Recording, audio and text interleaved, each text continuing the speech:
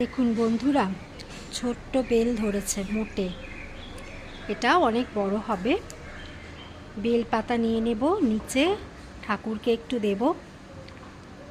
এখান থেকে নিয়ে শিব ঠাকুর আর মা জগৎ জননী বা যাই বলুন না কেন, মা কালীর পায়ে দেব। এই যে বেলপাতা ছিঁড়ে নিয়েছি, নিচে গিয়ে একটু পুজো দেব।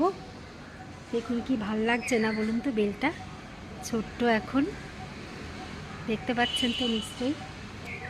এই যে এখন ছোট, এরপরে আরও বড় হবে আস্তে আস্তে।